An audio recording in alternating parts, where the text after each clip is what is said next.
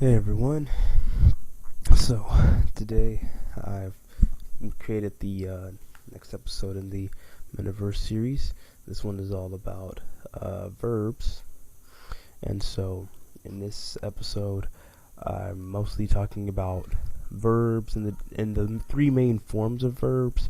Once again, there are multiple forms, but for the sake of this episode, I wanted to just focus on three of them. Because there really are a lot, and it would probably be too long of an experience if I were to continuously talk about each and every one.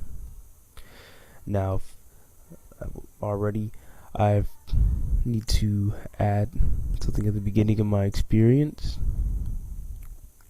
I just realized that I hadn't.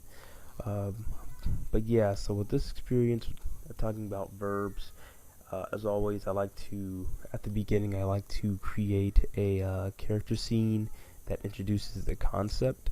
And then in the next scene, I like to put in a graphic that it has a description of the vocabulary word, in this case, verb.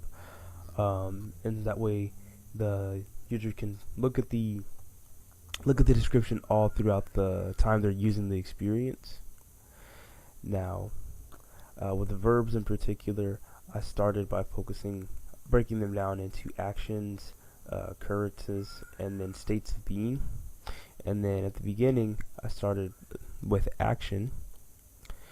Now, I even used a picture that's displaying the action that I wanted to talk about, which is crouching. Crouching is another word for, ducking, leaning forward. In this previous character scene, I mentioned the fact that a lot of verbs, especially actions, they end with ing. Now, uh, I should expand on that because if you say you tell someone to think, or if you tell someone to go read a book, those versions of the words are still they're still verbs. But my main point with that was just saying if you see a word that ends with ing, chances are it's a verb.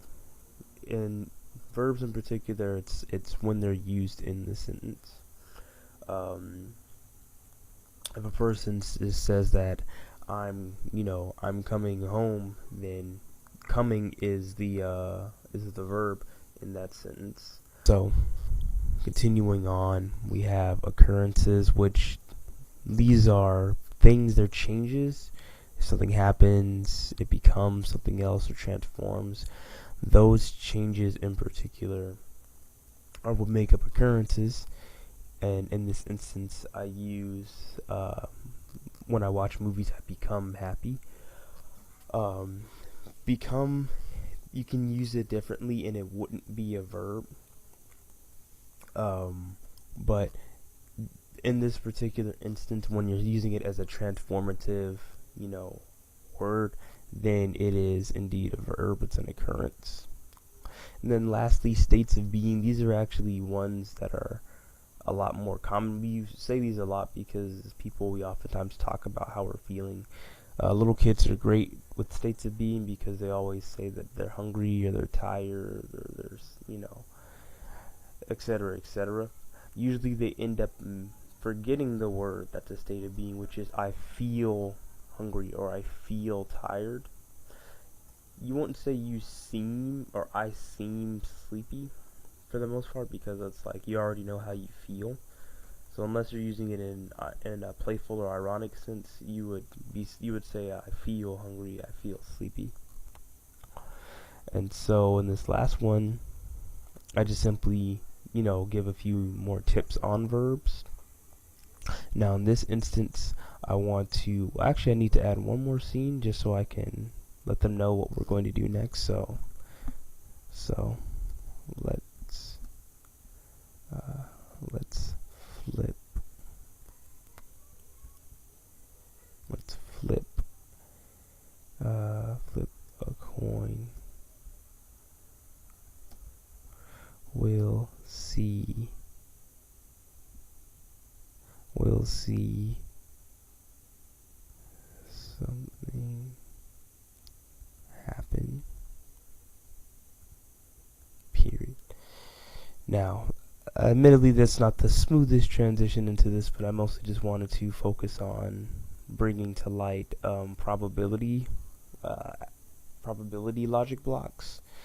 Probability logic blocks these are mostly about number generation, random number generation, RNG for short. It's just simply put, there are multiple outcomes, and you know, basically it could go one way or it could go another way. So enable for this to work, we're going to have two scenes that show two different outcomes. In this case, we're going to literally use heads or tails, but you could do something interesting like, have a character, say, oh, I'll let you pass through this area if you, get the right coin toss, and you can just show two different versions of that carrot or a door or something like that. But in this case, what we want this button to lead to our logic block, which is the coin flip. Then we want the coin flip to lead to two scenes, which are going to be scene 12 and scene 13 respectively. And so I'm going to change these. I actually got a picture of a coin, both sides of the coin. See, I have the head and I have the tails, so I'll just simply put heads. And then with this one, I'll put in the other one, which would be tails.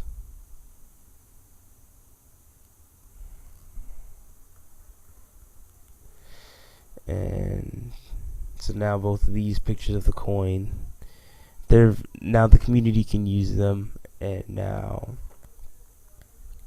we'll just simply say heads up, and then we'll say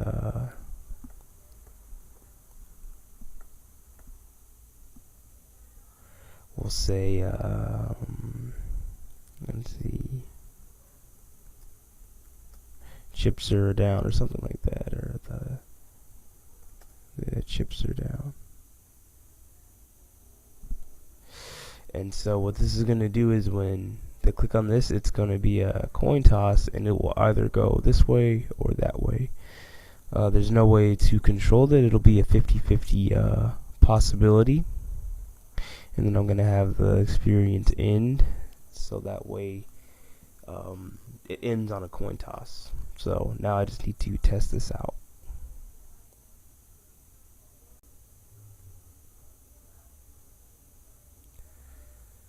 Right.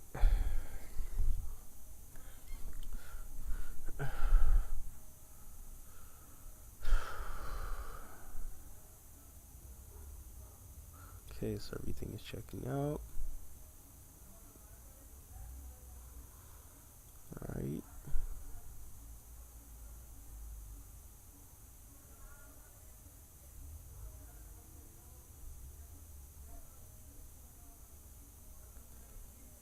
Okay, and so yeah, everything is working out. Right. And then lastly, we finish off with states of being.